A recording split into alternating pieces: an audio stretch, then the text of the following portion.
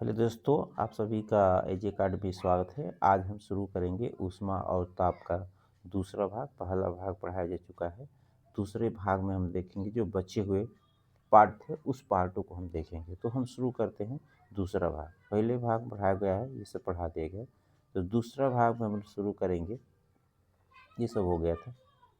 दूसरा भाग हम शुरू करेंगे स्थानांतरण की विधियाँ। स्थानांतरण की विधियाँ, ऊष्मा का प्रसार कैसे होता है। तो ऊष्मा के प्रसार की जो विधियाँ होती हैं, ऊष्मा प्रसार की जो विधियाँ होती है 3 तरह की होती है। जैसे आपने जब अनुभव किया होगा कि जब हम क्या करते हैं,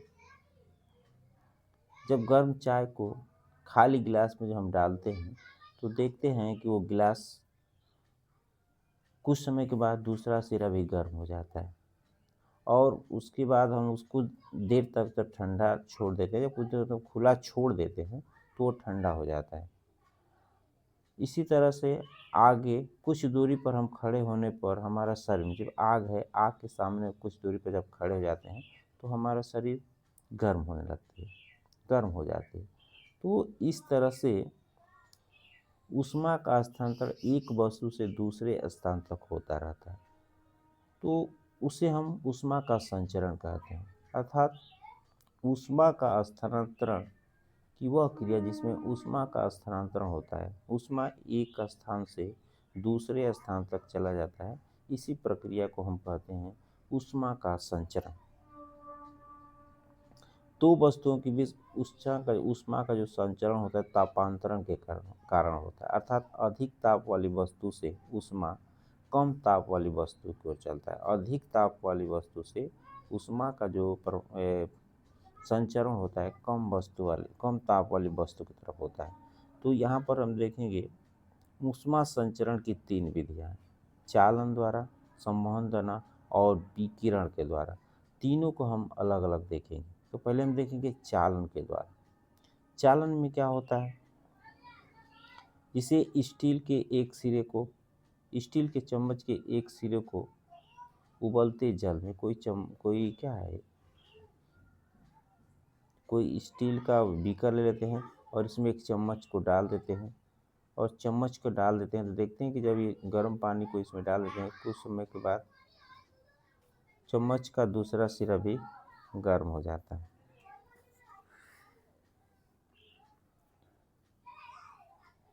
इसमें एक प्रयोग दिया गया है, इसमें यह दिखाया गया है कि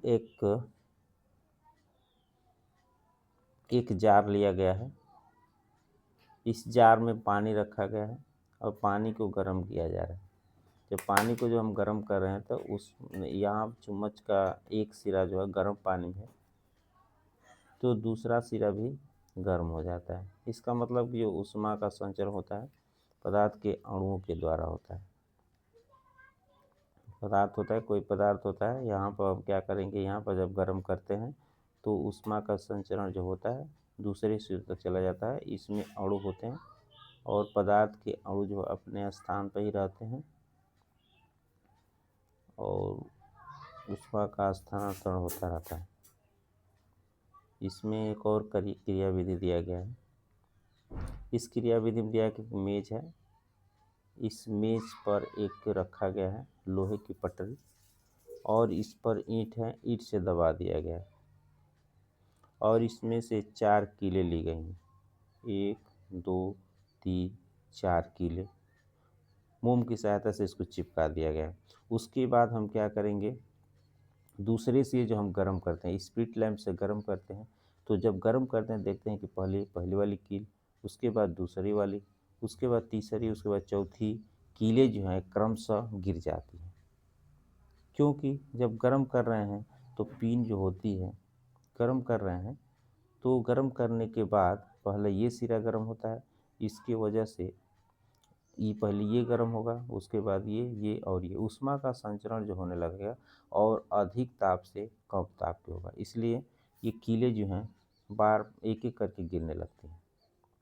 ये सब इसमें दिखाया गया है। आगे हम देखेंगे संवहन। संवहन किसे कहते हैं। तो संवहन में क्या होगा, द्रव और गैसों में ऊष्मा का जो स्थानांतरण चालन विधि से नहीं होता, अर्थात संवहन विधि से गैसों और द्रव में होता है। इसमें देखेंगे सम्मोहन। सम्मोहन में क्या होता है, इसमें एक फ्लास्क लिया गया, ये एक फ्लास्क है।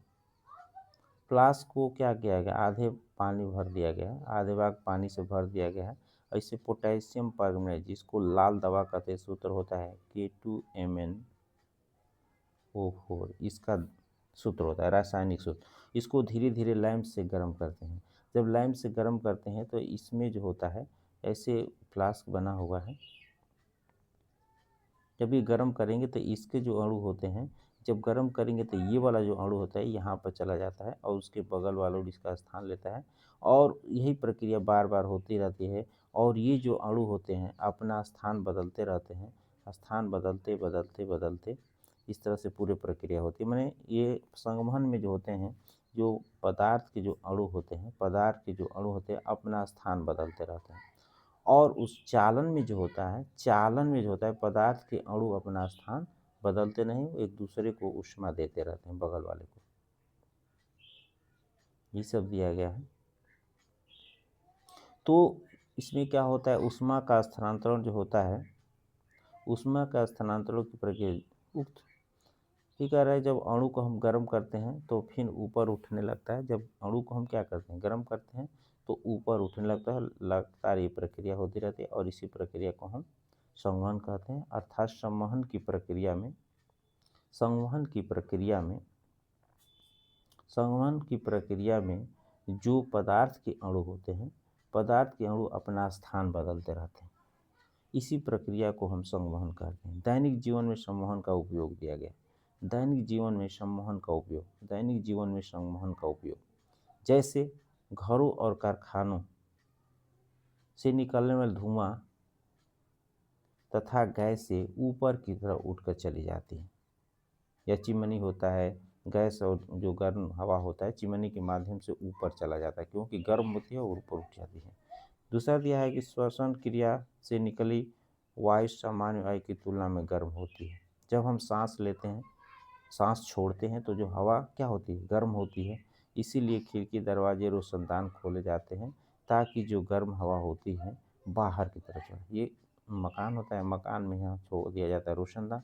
जब हम सांस लेते हैं तो सांस के बाद जो कार्बन डाइऑक्साइड निकलता है इस जंगले से बाहर, रोशनदान से बाहर निकल जाता है। इसीलिए रोशनदान छोड़ा जाता है घरों में, ताकि हम सांस लेंगे तो कार्बन डाइऑक्साइड गैस जंगले और रोशनदान से निकल जाए। आगे हम देखें विकिरण। विकिरण क्या होता है, इसमें ऊष्मा संचरण की तीसरी विधि है। इसमें ऊष्मा संचरण के लिए किसी माध्यम की आवश्यकता नहीं है। ऊष्मा संचरण, विकिरण में ऊष्मा संचरण के लिए किसी माध्यम की आवश्यकता नहीं है। जैसे सूर्य है, सूर्य से प्रकाश की किरण क्या होती है, सूर्य से प्रकाश की किरण पृथ्वी पर चली आती है। इसमें माध्यम की आवश्यकता नहीं है तथा निर्वात में भी चलती है। इस विधि द्वारा गर्म वस्तु से अपने चारों ओर ऊष्मा निकलती रहती है। इसके द्वारा, इस विधि के द्वारा कोई गर्म वस्तु तो उसमें ऊष्मा निकलती रहती है। जैसे विद्युत बल्ब है या जलती हुई मोमबत्ती के कारण ऊष्मा एक स्थान से दूसरे स्थान तक फैल जाती है। इसमें एक क्रियाकलाप दिया गया है। एक मोमबत्ती जला लीजिए और उसमें हाथ में एक थर्मामीटर पकड़ लीजिए, एक हाथ में मोमबत्ती और एक हाथ में थर्मामीटर पकड़ लीजिए और देखते हैं कि थर्मामीटर के पाठ्यांक में कुछ अंतर दिखाई देता है, क्योंकि जब यहाँ पर मोमबत्ती जल रही होती है और यहाँ पर जब हम थर्मामीटर लेते हैं तो यहाँ से ऊष्मा चली जाती है और इसमें संचरण के लिए किसी माध्यम की आवश्यकता नहीं होती। आगे हम देखेंगे दैनिक जीवन में विकिरण का क्या महत्व है। दैनिक जीवन विकिरण का बहुत ही महत्वपूर्ण स्थान होता है। जैसे जाड़ों के दिनों में हम कोई आग जला देते हैं, जाड़ों के दिनों में हम आग जलाते हैं, या हीटर के सामने हम कुछ, यहाँ हीटर है, यहाँ हीटर है और यहाँ पर जब हम बैठे होते हैं उसके बाद भी हमको गर्मी महसूस होती है। क्यों? क्योंकि ऊष्मा क्या होती है, विकिरण के माध्यम से हमारे स्थान तक पहुँच जाती है। आग अथवा हीटर ऊष्मीय विकिरण के द्वारा पूरे कमरे को गर्म कर देती है। मैंने एक स्थान से दूसरे स्थान जाने के लिए विकिरण की सहायता से ऊष्मा चली जाती है।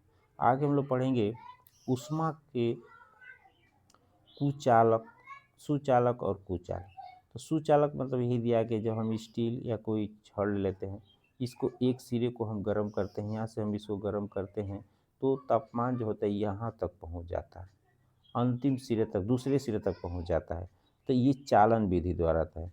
तो सुचालक मतलब होता है जैसे सूखी लकड़ी को हम एक सिरे को, डंडे को गर्म करें तो दूसरा सिरा गर्म नहीं होता है। लोहे और स्टील के एक सिरे को गर्म करते हैं तो दूसरी सिरा क्या हो जाता है, गर्म हो जाता है। तो इसमें यह है कि सुचालक मतलब कि वे पदार्थ जिन पदार्थ में ऊष्मा का संचरण आसानी से होता है उसे हम सुचालक कहते हैं। सुचालक, सुचालक मतलब जिन पदार्थों में ऊष्मा आसानी से संचय होती है। इसमें पहले दिया है कुचालक। कुचालक मतलब जिन पदार्थों में ऊष्मा का जो प्रसारण होता है या ऊष्मा का जो संचरण होता है आसानी से नहीं होता। जैसे लकड़ी है, कांच है। जब यहाँ लकड़ी है, लकड़ी को यहाँ गर्म करेंगे तो दूसरे सिरे पर गर्म नहीं होगा जल्दी। कांच है, कांच के एक सिरे को गर्म करेंगे तो दूसरा सिरा गर्म नहीं होता है। तो जिन पदार्थों में ऊष्मा का संचरण सुगमता से नहीं होता है उसे हम कुचालक है, जैसे लकड़ी हुआ, कांच हुआ। सुचालक मतलब जिन पदार्थों में ऊष्मा का संचरण आसानी से हो जाता है। यहाँ पर कार्यविधि देखेंगे। इस कार्यविधि में हम देखेंगे, इसमें दो स्टैंड लिया गया है, स्टैंड पर एक खड़ा कर दिया गया। यहाँ पर जो है कांच का छड़ लिया गया है और एक धातु में कोई लोहा भी हो सकता है, एल्युमिनियम हो सकता है, इसका छड़ लिया गया है और ये दोनों छड़ों को आपस में साटा कर रख दिया गया। यहाँ पर मोम की सहायता से यहाँ पर कील लगा दी गई और यहाँ पर भी कील लगा दी गई। इसको गर्म किया जाए स्पिरिट लैंप से। जब इसको हम गर्म कर रहे हैं, दोनों पिनों को जब हम गर्म करें, दोनों छड़ों को, एक कांच की छड़ है और एक धातु की छड़ है, तो देख रहे हैं कि जो धातु की छड़ है उससे जल्दी जल्दी पिनें गिर जा रही हैं, लेकिन कांच की छड़ से नहीं। इसका मतलब कि इसमें ऊष्मा का संचरण ज़्यादा हो रहा है और ऊष्मा का संचरण ज़्यादा होने मतलब ये छड़ें गर्म हो रही हैं और उसके गर्म होने की वजह से जो पिन लगी हुई है, आलपिन से जो पिन जुड़ी हुई हैं वो गल कर नीचे गिर जाती है। तो इस तरह से जो धातु होता है, धातुओं में ऊष्मा का संचरण आसानी से होता है। ये अधातु होते हैं, इसमें ऊष्मा का संचरण, यह शीशा है, इसमें ऊष्मा का संचरण नहीं हो रहा है। सुचालक और कुचालक में दैनिक जीवन में प्रयोग। सुचालक और कुचालक का दैनिक जीवन में बहुत से प्रयोग है, जैसे ऊष्मा के अच्छे चालक। सुचालक जो होते हैं अच्छे ऊष्मा के अच्छे चालक होते हैं, जैसे पीतल हुआ, एल्युमिनियम के बर्तन बनाए जाते हैं। पीतल और एल्युमिनियम के जो बर्तन बनाते हैं और उसमें खाना बनाते हैं तो ऊष्मा के सुचालक होने की वजह से खाना जल्दी बन जाता है, बर्तन गर्म होता है और खाना बन जाता है। कुचालक के कारण कुछ हमारे जो बर्तन होते हैं उनके धातु के, उनके जो हम धातु होते हैं, जो बर्तन होते हैं, बर्तनों के हैंडल पर क्या लगा देते हैं, लकड़ी, बांस या बैकेलिस। कुकर होता है, कुकर के जो हैंडल होते हैं, कुकर हम ले लेते हैं, कुकर होता है, कुकर का जो हैंडल होता है, ये हैंडल पर बैकलाइट लगाया जाता है, ताकि यहाँ बैकलाइट लगा जाता है ताकि जब हीटर गर्म हो जाए तो यहाँ पर हैंडल को पकड़ उठा लेते हैं और यहाँ से हमारा हाथ जलता नहीं। आगे बर्फ़ को पिघलने के लिए बर्फ़ को पिघलने के बचाने के लिए हम क्या करते हैं, लकड़ी के बुरादा या ऊनी कपड़े से लपेट देते हैं ताकि ऊष्मा का संचरण कम हो और वो गले नहीं।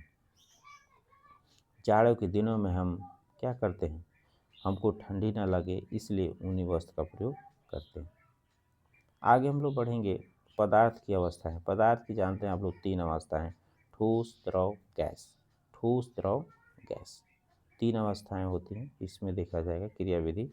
तो इसमें क्या करना है, कोई बीकर लेना है, बीकर में बर्फ़ का टुकड़ा लेना है और बर्फ़ के टुकड़े को क्या करना है, गर्म करना है। देखते जब हम गर्म करते हैं, जब ठोस को गर्म करेंगे, बर्फ़ को गर्म करेंगे तो पानी बन जाएगा या उसी को द्रव कहेंगे, और फिर पुनः गर्म करते हैं तो वाष्प बन जाता है, माने गैस बन जाता है। पुनः प्रक्रिया उल्टा जब हम करेंगे, जब इसको ठंडा करेंगे, वाष्प जब हम ठंडा करेंगे तो द्रव में बदल जाएगा, फिर उसको ठंडा करेंगे तो बर्फ़ में बदल जाएगा। तो इस तरह जो प्रक्रिया होती रहती है, इसको हम इस सब अवस्था परिवर्तन, इसमें जो होता है परिवर्तन निश्चित रहता है। अवस्था परिवर्तन के समय पदार्थ का ताप निश्चित रहता है। जैसे बर्फ़ को जब हम गर्म करेंगे, बर्फ़ को गर्म करेंगे तो पानी बन जाएगा, और इसको जब हम गर्म करेंगे तो भाप बनकर उड़ने लगेगा। ठीक है। इसके विपरीत पर जब इसको हम ठंडा करेंगे, भाप को ठंडा करेंगे तो द्रव बन जाएगा, द्रव को ठंडा करेंगे तो वाष्प बन जाएगा, द्रव बन जाएगा, ये ठोस बन जाएगा। एक आता है इसमें ऊर्ध्वपातन। तो ऊर्ध्वपातन कुछ पदार्थ ऐसे होते हैं जब इसको हम गर्म करते हैं तो सीधे गैस में बदल जाते हैं, सीधे गैस बनकर उड़ लेने लगते हैं, द्रव में नहीं बदलते हैं। इस प्रक्रिया को हम ऊर्ध्वपातन कहते हैं। जैसे कपूर को जो हम छोड़ देते हैं या गर्म करते हैं तो सीधे भाप बनकर ऊपर उड़ जाता है, द्रव में नहीं बदलता है। इसके कुछ क्रियाकलाप दिए गए हैं, देखेंगे। या क्रियाकलाप, इसमें क्या है, एक भगोना लिया गया है। भगोने में क्या है, इस भगोने में बर्फ़ का टुकड़ा लिया गया है और इसको हम गर्म कर रहे हैं, गर्म करते जा रहे हैं। इसे बर्फ़ का टुकड़ा लिया गया, बर्फ़ का जो टेम्परेचर है 0 सेल्सियस होता है। 0 सेल्सियस पर टेम्परेचर माने बर्फ़ इसमें रखा गया है और इसको गर्म करते जाते हैं तो देख रहे हैं कि पानी गलता जा रहा है, उसके बाद भी तापमान उतना ही रहता है। तो और उसके बाद तब तक हम गर्म करते हैं जब तक कि वो बर्फ़ जो है गल ना जाए। गलने के बाद भी उसका टेम्परेचर 0 सेल्सियस ही रहता है। तो वह निश्चित ताप जिस पर कोई ठोस पदार्थ द्रव में बदल जाता है, वह निश्चित ताप जिस पर कोई ठोस पदार्थ जो होता है, ठोस पदार्थ क्या हो जाए, द्रव अवस्था में बदल जाए, तो वह निश्चित ताप जिस पर कोई ठोस पदार्थ द्रव अवस्था में बदल जाए उसी को हम कहते हैं गलनांक। और बर्फ़ का गलनांक होता है 0 सेल्सियस। आगे हम पढ़ेंगे क्वथनांक। क्वथनांक में वही होता है कि क्या करते हैं, क्वथनांक का मतलब होता है कि वह ताप जिस पर कोई पदार्थ द्रव से वाष्प में बदल जाता है। इसमें भी एक क्रियाकलाप दिया गया है। इसमें क्या है, 0 से बर्फ़ लिया गया, उसके बाद गर्म किया जाता है तो 100 सेल्सियस तक गर्म कर दिया जाता है, और 100 सेल्सियस करने के बाद पुनः गर्म किया जाता है तो गैस बन के उड़ने लगता है। तो यही प्रक्रिया है, यही दिया गया है कि वह निश्चित ताप जिस पर कोई द्रव बनने लगता है और गैसीय अवस्था में बदल जाता है उसी को हम क्वथनांक कहते हैं। वह ताप जिस पर कोई पदार्थ द्रव से गैस अवस्था में बदल जाता है उसी को हम क्वथनांक कहते हैं। और पानी का क्वथनांक 100 सेल्सियस होता है। ऊष्मा का हम जो प्रभाव करते हैं, ऊष्मा देते हैं किसी पदार्थ को तो उसके पदार्थ में वृद्धि, उसके पदार्थ की अवस्था में परिवर्तन और प्रसार होने लगता है। उसके ताप, जब किसी वस्तु को हम गर्म करते हैं तो उसके ताप में वृद्धि होता है, उसका अवस्था चेंज हो जाता है और उसमें कुछ प्रसार भी हो जाता है। इसका उदाहरण देखेंगे यहाँ पर, ऊष्मीय प्रसार किसे कहते हैं। जब ठोस द्रव गैस का हम ताप बढ़ाएंगे तो उसके आयतन में वृद्धि हो जाएगा। कोई ठोस द्रव और गैस का ताप बढ़ाएंगे तो उस आयतन में परिवर्तन हो जाएगा, और इसी को हम कहते हैं ऊष्मीय प्रसार। जब किसी ठोस द्रव गैस का ताप बढ़ाते हैं तो उसके आयतन में वृद्धि हो जाता है, उसी को कहते हैं ऊष्मीय प्रसार। ठोसों में प्रसार देखेंगे, जैसे हम ठोस को गर्म करते हैं तो फैलने लगता है। इसका कार्यविधि के माध्यम से हम समझेंगे। इसमें दो गिलास एक जिसमें दिया है कि जैसे हम दो गिलासों को, एक जो दो गिलास आपस में फंस गई हैं उसको गर्म कर देंगे तो तुरंत निकल जाती है। तो आइए हम क्रियाकलाप देखते हैं। इसमें क्या किया गया है, इसमें ये क्या किया गया है, एक स्टैंड लिया गया है, इसमें स्टैंड धातु से लटका दिया है, यहाँ भी लटका दिया गया है, और इसके बाद ये गोला लिया गया है, ये भी धातु का गोला है, ये भी धातु गोला है। इसको हम ये पर इसमें छिद्र कर दिया गया है, ऐसे बनाकर इसमें छिद्र कर दिया गया है, और यहाँ पर धातु का एक क्या है, गेंद लगा दिया गया, और यहाँ भी वही किया गया है। इसी पर दोनों को रख दिया गया, गोलों को रख दिया गया। अब ऐसे रखा गया कि इसमें ये गोला जो है अंदर आ सकता है। ये छेद ऐसा है कि इसमें गोला अंदर नीचे तक आ सकता है। तो क्या किया गया है, गर्म किया जाता है। जब गर्म करने के बाद देखते हैं कि ये वाला जो गोला है इसी पर रुक जा रहा है। और उसके बाद जब इसको इस गेंद को गर्म कर रहे हैं, तो गेंद को गर्म कर रहे हैं तो गोला क्या हो रहा है, छेद के अंदर नहीं आ रहा है। इसका मतलब कि ये बढ़ जा रहा है, आयतन इसका बढ़ जा रहा है। और जब ठंडा कर दे रहे हैं तो वही गोला इस छेद से नीचे आ जा रहा है। इससे स्पष्ट है कि जब हम किसी वस्तु को गर्म करते हैं तो उस पर प्रसार होता है। तो ये गेंदा फैल गया है और जो पतला छेद था उसमें नहीं आ पा रहा है। यही सब इस पर लिखा गया। और ठंडा करने पर उसके आयतन में कमी होती है, इसलिए वो इस गोले से नीचे आ जा रहा है छिद्र से। तो वही कह रहे, जब किसी ठोस पदार्थ को गर्म करते हैं तो फैलने लगते हैं, और उनको जब हम ठंडा करते हैं तो सिकुड़ जाते हैं। जब ठोस पदार्थ को गर्म करते हैं तो फैलते हैं और उसके बाद वो ठंडा होने लगते हैं। और भी क्रियाकलाप देखते हैं। ये भी एक क्रियाकलाप है। ये क्रियाकलाप 13। इसमें क्या किया गया है, क्रियाकलाप में एक परखनली लिया गया है। क्रियाकलाप में परखनली लिया गया है।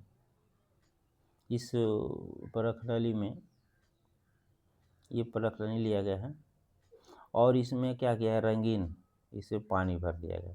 पानी भरने के बाद गर्म करते हैं तो पहले पानी जब भरते हैं केवल तो जो द्रव है ये तक आता है।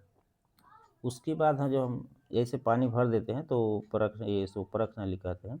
इस परख ट्यूब में ये तक पानी चला जाता है। उसके बाद क्या करते हैं, जब इसको गर्म करते हैं तो देखते हैं कि पानी पहले सी तक आता है, उसके बाद पुनः बी पर चलाता है। पहले जब गर्म करते हैं तो सी पा रहा है, फिर बी पा रहा है। इसका कारण क्या है, जब बर्तन को धातु गर्म करते हैं तो धातु बर्तन भी फैलते हैं। जब फैलने की वजह से पहले फैलते हैं, जब धातु गर्म करेंगे तो पहले बर्तन ही तो गर्म होगा, इसलिए पहले बर्तन ही गर्म होगा। जब बर्तन गर्म होगा तो इसको जो पानी का तल होगा नीचे आएगा, उसके बाद पुनः गर्म करेंगे तो ये जो है फिर बी पर चला जाएगा। इससे स्पष्ट होता है कि जब धातुओं को हम गर्म करते हैं तो उसमें प्रसार होता है और द्रवों में भी प्रसार होता है। ये दिया गया, इसको पढ़ेंगे सब वही दिया गया। ठोस धातु को गर्म करने पर फैलते हैं और ठंडा करने पर सिकुड़ते हैं, अर्थात द्रव में भी प्रसार होता है। द्रव में भी प्रसार होता है। गैसों में उदाहरण देखेंगे। गैस का उदाहरण, गैस में कैसे प्रसार होता है इसके देखने के लिए हम क्या करेंगे, इसमें यहाँ पर 2 बोतल लिए गए हैं, यहाँ पर कांच अथवा प्लास्टिक की खाली 2 बोतलें ली गई हैं। उसके बाद दोनों मुंह में गुब्बारा बांध दिया गया, दोनों मुख में गुब्बारा बांध दिया गया। और उसके बाद यहाँ पर इसमें वायु भरी है, इसको ऐसे ही रख दे रहे हैं। एक बर्तन के मुंह में गुब्बारा इसको बांध दिया गया, ऐसे रख दिया तो ये पिचका हुआ है। जब इसको इसी बर्तन को क्या कर दे रहे हैं, गर्म पानी में रख दे रहे हैं तो ये गुब्बारा फूल जा रहा है। इसका मतलब कि क्या होता है, इसमें गैस भरा है और गैसों में भी जब ऊष्मा दे रहे हैं तो प्रसार होता है। इस तरह से स्पष्ट है कि गैसों में भी प्रसार होता है, गैसों में भी प्रसार होता है। ठोस और द्रवों की भांति गैसों में भी प्रसार होता है और गैसें भी क्या करती है, फैलती हैं। ऊष्मा देने पर फैलती हैं और ठंडा करने पर सिकुड़ती हैं। दैनिक जीवन में ऊष्मा का प्रभाव, दैनिक जीवन में ऊष्मा का प्रभाव इसमें बहुत हमको देखने के मिलते हैं। जैसे रेल की पटरियों के बीच खाली स्थान छोड़ दिया जाता है कि गर्म करने पर क्या होती है, फैलती रहती हैं।